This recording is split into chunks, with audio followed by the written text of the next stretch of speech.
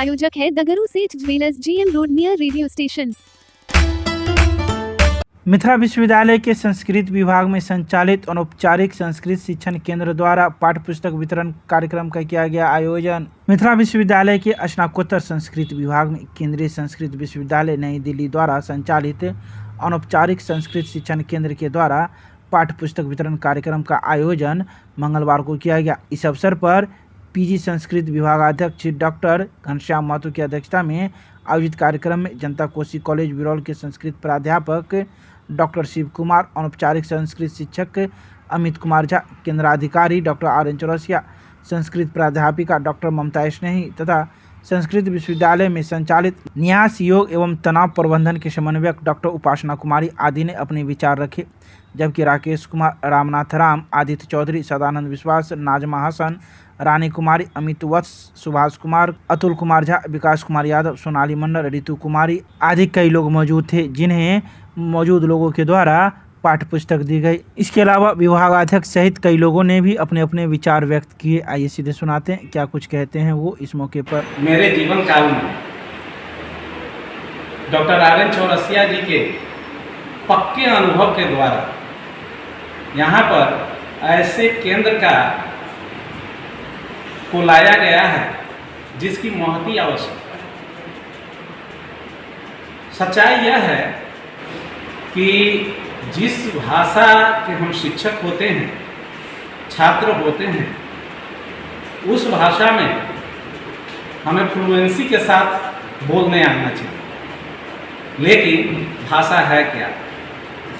सतत निरंतर अभ्यास की चीज़ है।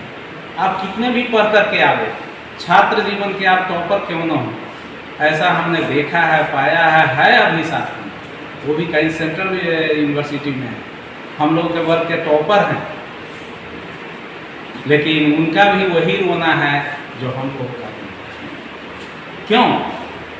क्योंकि अभ्यास नहीं है। अभ्यास यदि हो उस प्रकार से तो दिक्कत नहीं हो। यहाँ पर जो है, जो स्टूडेंट्स आते हैं उनको भी कठिनाइयाँ हैं। वो कहते हैं सर प्लीज़ थोड़ा इसको हिंदी में बतावे, नहीं तो सर वो सब बड़े अच्छे पढ़ाते हैं, ऐसे करके, क्योंकि हिंदी की ओर ले आओ। तो इससे होता क्या है, हमारा शरीर जिस प्रकार से किसी चीज़ को ग्रहण करने में सक्षम नहीं करते हैं अपने शरीर को, और धीरे धीरे कमज़ोर हो जाते हैं, उसी प्रकार से अभ्यास न करके अपने आप को कमज़ोर, माने अपने आप हो जाता है व्यक्ति। क्या करे? तो यहाँ पर माहौल भी कुछ उस प्रकार की होनी चाहिए।